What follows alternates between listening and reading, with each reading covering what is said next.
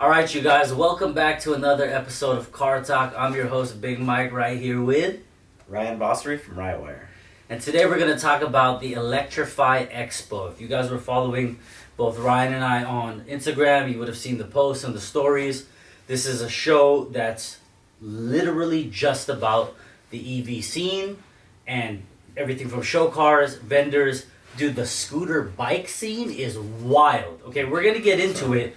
It's wild. So, you guys, for those of you that have been here with us, we've talked about it. I was actually watching an episode from 2021, and Ryan was talking about how, I'm being more and more intrigued by the EV scene, and I want to kind of learn about it. And here we are 2 years later, multiple builds, the white S2000, you guys see him on his YouTube channel, the EK, the EG. The EK was a huge hit at the Electrify Expo. Yeah. So, Ryan, let's talk about that, right? So, how did you hear about this show series? Right. That's all about, the EV scene and industry and culture, and then, what made you bring what you brought and all that? I was talking to Neil. Yeah. Jin, or how do you say his name? Let's go with Jin. I go with Jin. It's like Tijin, but then like Jin. Yeah. So anyway, Neil and Gene have been, friends of ours for a long time, and I've known them for a long time. But Neil hit me up, I think on IG or something, and just said, "Hey, I'm working with these guys now, and this Electrify Expo is getting pretty big."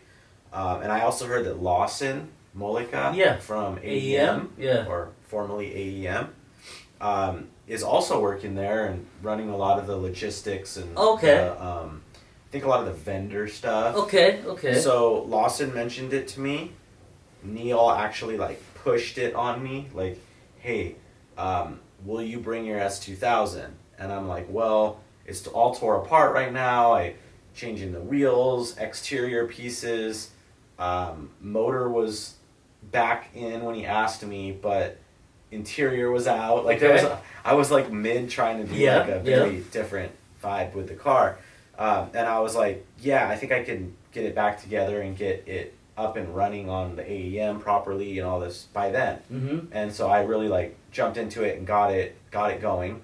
And I saw him at the Honda meet where I brought the halfway done Civic project, the dual motor EV EK hatch. Yeah. So he was like, dude, can you bring both cars? And I'm like, oh my God, okay, I want to. It's hard because you gotta do multiple trips. Yeah. And I wanted to tow the S2000. Not that I needed to, but I don't have tags for it. There's a lot of reasons. Anyway, so it needed to get tagged, even though it's driving very well now. It needed to get towed. So I towed that, and then obviously the EK is not finished, so it's a pusher. So I towed that as well. Yeah. You helped me tow them back. Yep. And it was a mission, but I mean, it was cool to have both of the cars there. Yeah, definitely. You guys, so I knew about the event. I couldn't go to it was technically 3 days. Industry Day was Friday, and then Saturday, Sunday. And I wasn't able to go to Industry Day, couldn't go on Saturday, but I went on Sunday. And I'll be honest with you, right? I didn't really know what to expect. I mean, I'm seeing your stories, I'm seeing Neil's and a couple other people I know who were there. But I didn't really know what to expect. And when I got there, I was like, okay, this is not that small. Now, it wasn't huge, but it really wasn't that small. I mean, it was outside in Long Beach of the convention center. Industry Day was partially indoors. And, I mean, you're talking about a 3-day event. I mean, there are events that have been around for years and can't do or wouldn't do 3 days. I mean, technically, they occupied the space for 6 days. Okay, that's even crazier. Because Thursday was a roll-in day. Friday was Industry Day. Saturday, Sunday is the main event. Okay. And then on Monday, they had, I said 6? I meant 5. So then Monday, they actually had a secondary rollout day for actually taking down tents and canopies. More so for Electrify Expo to take down their stuff. So it was that's a major affair. 5 days. Yeah, this is at the Long Beach Convention Center. It's not, they're going all in. And so you guys, I got there. You have the OEs, BMW, Chrysler. I want to say that they said like 7. 7 OEs. So they set up, these are official OEs with their booths and their EV offerings. And I think that the only OE that's like only EV, I think was Tesla that was there. Right. But like it's Right. like, you know, it's like Ford and Chevy and Dude, you know what I thought was Honda or really cool whatever. was, you know, the Quest, right? The van. yeah. The OEM had like a fully modified built one in their OEM booth. It wasn't on the show side. It was in their booth, and it was Yeah. a very cool looking, you know, modified van. Yeah, VW had a bus, like a Yep. old, like, I don't know if it was a 21 window, but like, you know, one of those like Yeah. vintage buses. Yeah. But EV obviously converted. Yeah, you guys, it's pretty serious when you can get 6 OEMs: BMW, Volkswagen, Chrysler, Kia. Who else was over there? And then all the tire companies had huge. Yeah, so aside from all the OEs, obviously Advan had a really good display. Yokohama and Toyo. And Toyo was the booth that my Civic was in, and they had a really good display. Oh yeah. You guys, look. Even if you don't want an EV car, you don't want EVs, you hate it. It's you have to just pay attention to what's going on around you, right? Yeah. So I went not just to support Ryan, but I know the Toyo guys. I know some of the Yokohama Advan guys. You know, like Sam. He works at the AEM EV stuff. Sam was who tuned my Prelude actually at Road Race Engineering. The guy's a very well-rounded, smart dude. Super smart. Super smart guy. And so I walked it, right? So Ryan was talking to some people, and for most events, I'm working to some capacity. So I really don't get to go to events of any type and just walk as an enthusiast, observer.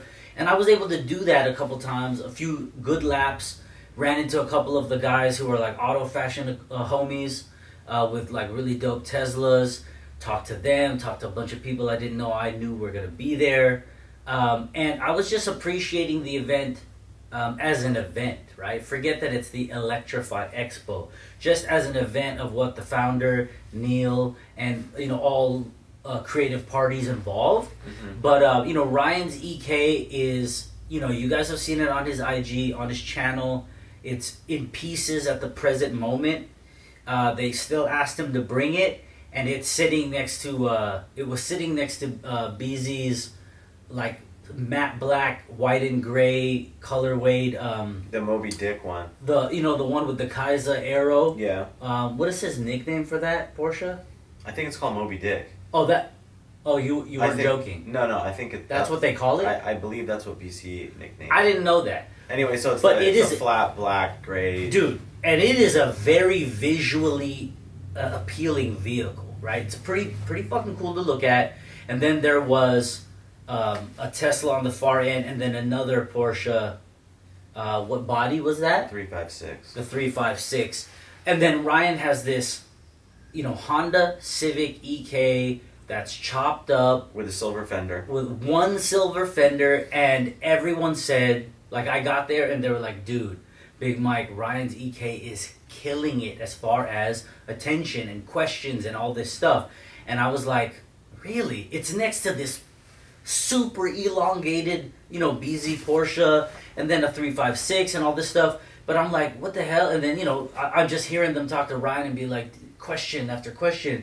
And a lot of the questions were kind of funny, actually. Not in a bad way, but they're like, so how quick is it? You know, did you drive it here? And it's up. There's not even seats in the car. It doesn't have seat. There's no place you could mount the seat. It's just batteries, and it's literally in pieces. And it's fascinating how many people of all ages. It's not just kids or whatever. Grown men were like, you know, is it quick? You know, and it's just like, bruh, like there's no way that you could possibly think that this is a finished car. But what that shows you is how many people don't actually have any clue. It's not even being mean about, it's not even about mechanics and stuff. It's like the car is physically incapable of being finished. Not because it has a different color fender, but it's like where would he have sat? Like when you look in like where am there's I just sitting? a sea of batteries. Like there's no mounts. Like what did he do? Like does he There's them? Did he levitate? There's Like no wiring. Like, there's no wiring. Some axles are missing. Like it's not. And there, I mean, what percentage? If you had to say that 100 people spoke to you in 2 days, how many people out of 100 said something that made you believe that they actually thought it was running? Okay, so the number was way less than that. I think I only talked to like 10 people because I wasn't standing by the car very much at all. That's true. I just try to use 100 for percentage. Okay, so I'll do the percentage with 10. Probably 3 people out of like the 10 that I. So 30% of people thought it was a running vehicle. And then they were just and then when I like kind of was like, well, it's not even like 50% done yet. Yeah. They're like, oh, I know. I see. Like, I see. They kind of were dodgy about it. When we pulled it off of the trailer, instantly it rolled down the thing. A guy looks over at, oh no, you helped me load. Yeah. When I was unloading, okay. I pull it off, right? It was like, oh man, how fast is that thing? And I'm like, bro, it's literally, I'm pushing it off of a trailer. There's no seats in here. It's not even close to being finished. Right. So it was very much like eye roll the whole time. Yeah. And that was one of the reasons why I was just kind of like, I'm not going to stand next to the car at all. I'm just going to like put it over there. Because I didn't want to like field all the questions of the what ifs and how fast and how much power. And it's like, because I don't know yet. You don't know yet, yeah. What's the range going to be? Like, okay, well, I could guess. Okay, but what are you aiming for all of those answers to be? Power-wise, range. 600 horsepower is the goal. Yeah. Because they're, on paper, they're like 295 horsepower per motor. Yeah. And with the AEM control, it should basically hit it a little harder, hit the inverter a little harder, should make at least, percentage-wise, 5% more power. So, like, let's just round to So that's why you're saying 300 instead of 295. Yeah. So 300, 600 horsepower, and curb weight, probably going to add 1,000 pounds. These are like all the things that people have asked me. And what was the other one you just said? Range. Oh, range. Charge I think range. Greater than 400. But lesser than... Well, it's all variable, but if you do it to however they spec economy for mileage on EV cars, I want to say it's like at 65 miles an hour or something like that. If I followed that formula, it would be greater than 400 miles. Greater than 400 miles. Yeah, because it's an 85 kilowatt battery. Yeah. And then what kilowatt is the battery you put in the S2000? 36. So that one's like 150 miles? Yeah. The S2000? Like, I remember about 150. Yeah. Okay, so you guys, if you haven't, take the time, check out his Instagram, check out his YouTube so you can see the car that we're talking about. Most of you who are here watching Car Talk, you already know about it, but that kind of gives you an example. So, for myself, when I got there, I just walked around. I saw, obviously there's a lot of Teslas, and it's like, you can decide right there, I hate them, I'm not going to look. But you know what, listen. There's other things to see. But I stopped, and just like if you went to an event and saw, 16 EKs in a row, or EGs, do you say, oh, I'm not going to look because they're all the same? No, you don't. Each one has a different combination of lip, or mirrors, or wheels, and brakes, and just like anything else. So I did, and there are people who have really good quality taste. There's concave ZE40s and different raised wheels. There's people on BBS LMs. There's people on all these different types of things, wide bodied, redid some of the interior. It's not just, oh, we finally figured out how to lower it without setting off alarms. Like, people are going pretty into these things. And it's like not all just wraps. And it's not all, no. But it's not, man. So I peeped that out. There's a lot of American hot rod, classic American chassis that people are willing to electrify. So you had 30s Fords, 50s like that Bel Air or that convertible. Just gorgeous cars that the way they looked, you would have absolutely no idea. They're designing the power plants in these American muscle cars to look like their combustion engines, so they have outlets. They have spark plug wires. They have a header on each side that dumps out. So that might be very stupid or cheesy to some people, but I guess objectively, it sort of makes sense because if you went straight from what it was to just having like a rectangle, I think people would hate it. Yeah. I really do. In that world especially. Yeah. So it was fascinating to watch you have that. It was fascinating to see that. You have like a 5,000 pound, like, humongous wheelbase, heavy American car, and it's all electric, and it looks like a straight, like a lowrider or like a classic cruiser from the 50s, late 50s, like it was like 57 maybe. And then of course you have the Teslas. You got a couple other cars. Ryan's S2000 was next to Neil's truck. Yeah. Not a Raptor. The Ford Bronco.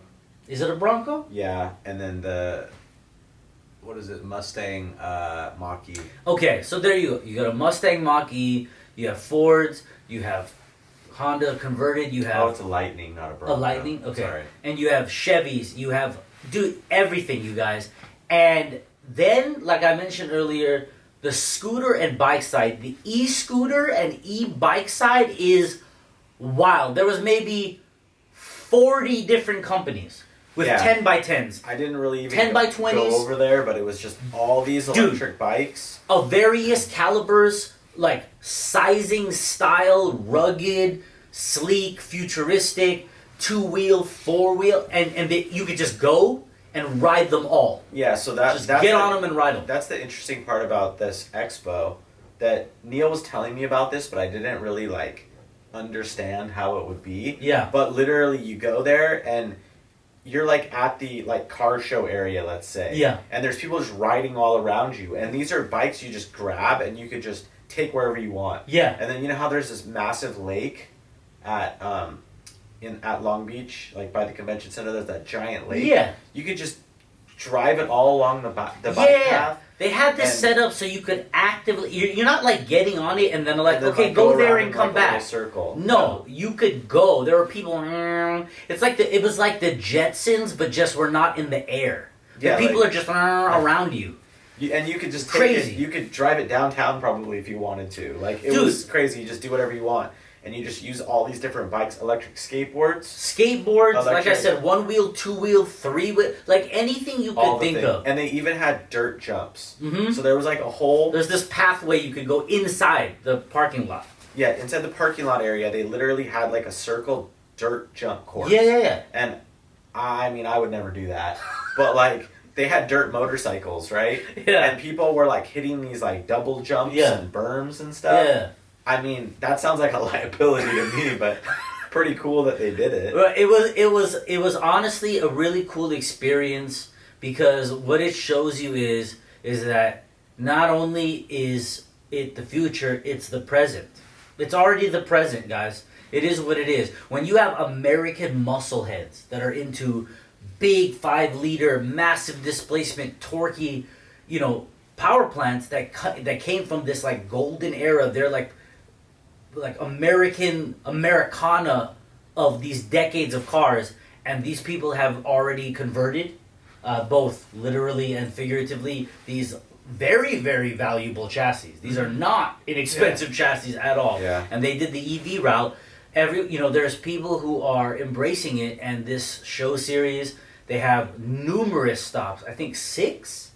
Yeah, it's 6. Throughout the country. It isn't just let's try this out in SoCal and see what happens. They already tried it. Yeah. They're all in. It's all in. And it was really amazing to see. Dude, I'm telling you guys, there was maybe 30 or 40 companies. Some of them had little 10 by 10, some had a 10 by 20. This whole section of the show, they're just right on the other side of vendors, and there's just lines of people and kids getting in line and getting on a skateboard, a bike, a scooter of various types, and there's just gone, all over the place. And I mean, some of these things, the designs are fucking cool as hell. I would get on that bike and ride it. I mean, there's ones where you can pedal when you want and then stop and then control it. There's ones where I think your pedaling is actually going to help generate more power, so battery stores. It's far beyond elementary, guys. It's far beyond it. And a lot of people, if we're into our worlds, we get lost in our bubbles of combustion, JDM, race, show, whatever we do. And it's easy to not realize how fast everything is moving around us. So the Electrify Expo, the gentleman who started it, Neil, and the people involved with, the footwork and creativity and stuff like that. Big shout out to them. Ryan's EK was a hit. I can't wait to see it when you finish it. Yeah. And that one's going to be way more powerful than the S2000. Greater range, dual motor setup. So you just got to stay tuned to Ryan's personal YouTube channel to watch the progression of all of those. But I mean, go to the next Electrify Expo, the one that's in your area, because like I said, there's 6 spots. And I mean, Ryan will be back there again next year. I might actually have something with him next year. Not this year, because I have something else this year, but it's here, and whether we like it or not, especially with all this crazy stuff, especially in California, because the RPM Act did not pass. It didn't get crushed, but it didn't pass, so the fight is still in there. So that's even more reason for the EV stuff to continue. Because right now, if you convert EV, you get that legalized and paperwork very simply right now. Mm-hmm. And it'll probably get all, bureaucratically caught up in this license and this certification later. Yeah. But right now, if you're going to do it, now is really the time to start kind of getting your mind to shift there. And Ryan and Rywire are in the middle of working on having kits that are going to make that process way more streamlined. Yeah. And there's other companies doing it. We'll get to that after the break. But there's, we were just talking about it. There's a company that's actually now producing 100%. The way they're marketing it, it's 100% done. You don't need to do anything. I mean, you have to physically install it, but there's no programming. There's no more wiring. There's nothing, and you are manually shifting. And the driving experience in this EV power plant is as if you were driving a 5-speed 911.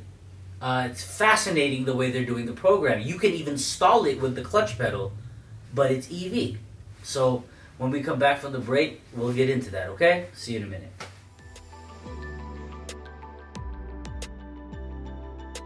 Hey, what's going on, everybody? Ryan from Rywire here, and today I have something really, really cool to show you. What I want to show you guys is that nothing that I'm doing here is so far-fetched that you guys can't do it at home. We don't have any CNC, there's no 5-axis machine here. I'm literally just using my brain and hand tools to get a really, really cool project done. Even in the most basic conditions, a beautiful outcome can arise.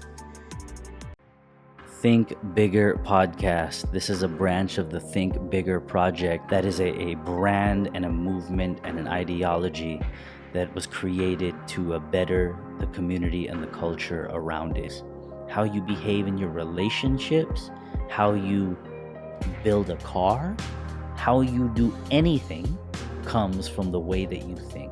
And if you can start there, then everything else will follow. We were talking about, we're going to get into this company called AppEV. APP. AppEV. So they're one of a couple or few companies that are trying to make conversion kits for classic cars. They have 7 or 8 on their website already done.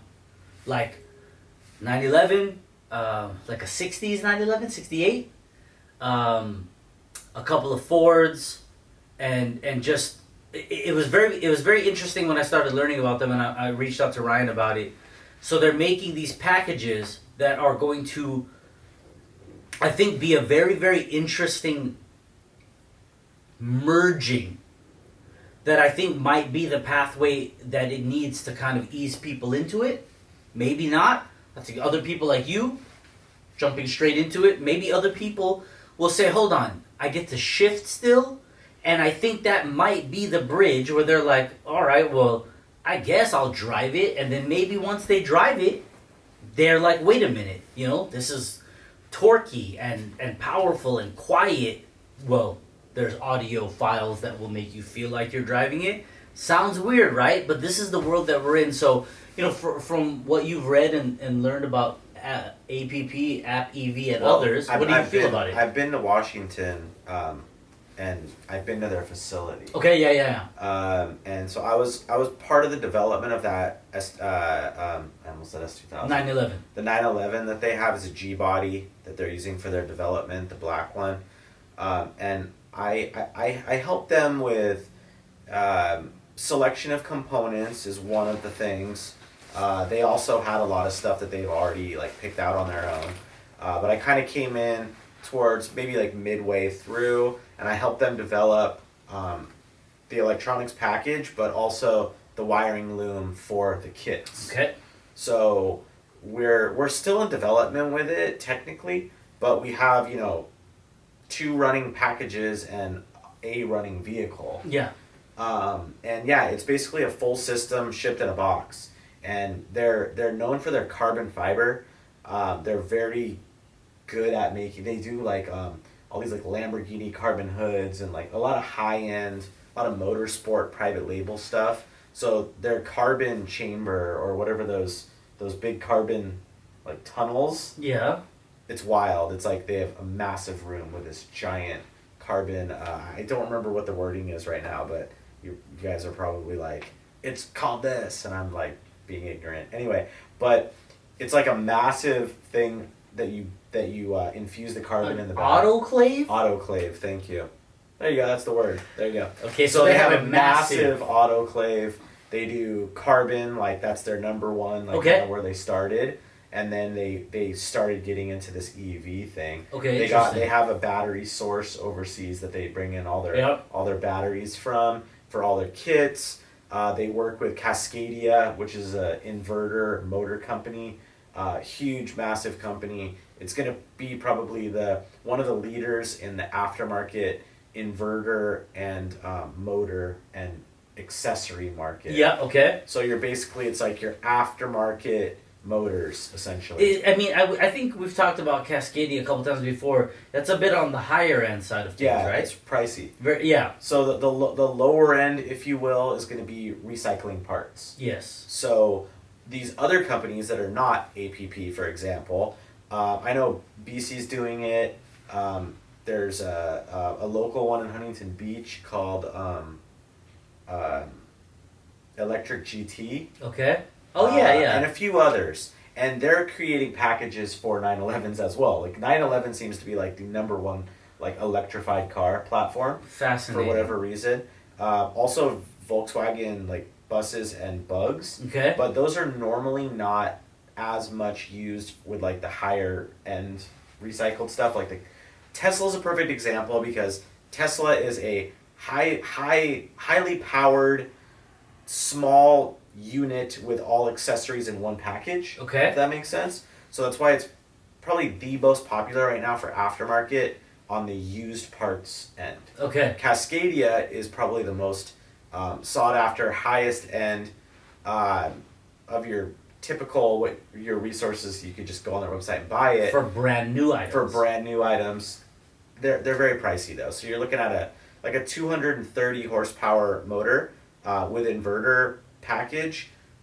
I mean, you're looking at $15,000 to $18,000. Yep. Okay. For something comparable from Tesla, you're looking at $1,500 to $3,000. For the sake of accuracy, one's brand new and one's used. Yeah. So there's so many Teslas out there that finding from crashed ones battery packs is actually not hard. There is presently no real belief to think that, okay, with all these companies developing stuff, if they decide to use Tesla stuff, you won't find any. Apparently, there's that many people who've crashed Teslas to the point where you can buy batteries. Those are used. Cascadia is buying a brand new thing, so it jumps 100% from 1,500 to 15,000, right? Yeah. But Ryan helped with the development of the APP EV people. Check out their website, guys. Look at the packages they have. What do you think about a shifting clutch pedal? I get to shift through 5 gears. yet it is an EV platform. How many of you guys think about that? I want to say something about Yeah. that though. So let's play devil's advocate here. Sure. It's cool that you could shift the car.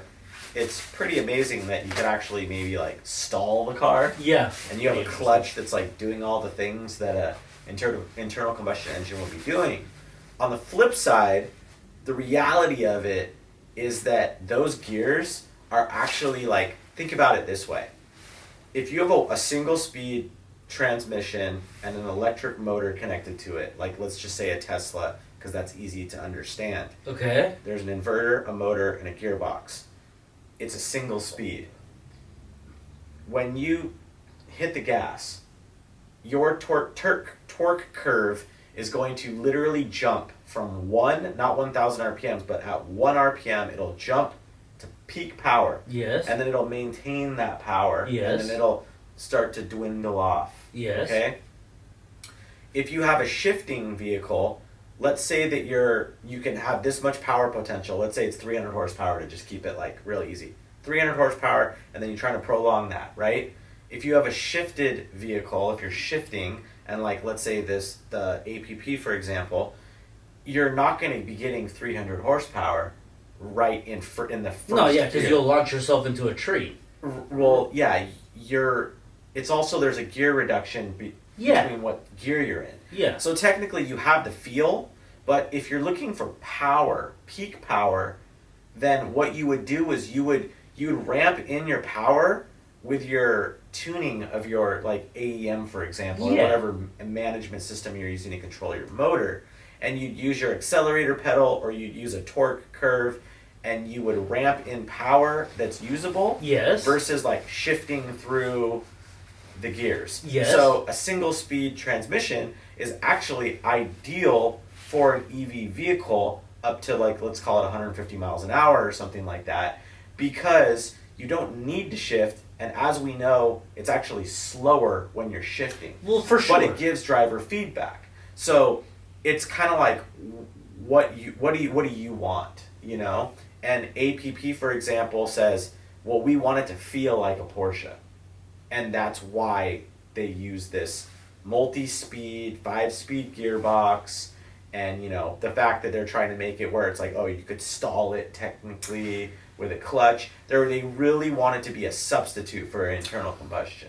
Okay, so if I understand what you're saying that when you think of it from a logical, like a linearly logical perspective, or like a power-hungry person that wants as much power as possible. When you look at it that way, it doesn't make any sense to shift, because you have your peak power here, and when you're shifting, you're obviously going to modulate the power. So you're kind of like, you make power, more power in the next gear, more power. Which is ironic, but because you can give it full torque, and then you could just ramp it accordingly with your accelerator pedal with traction control. I mean, it's not all that different than what we do when we convert to drive-by-wire. Because in drive-by-wire, when you physically move your pedal, you can make it so that it opens the throttle 100%. So you move your pedal 1 inch, not to the floor, and your throttle's open 100%. You could program it that way, but no one could really drive that safely.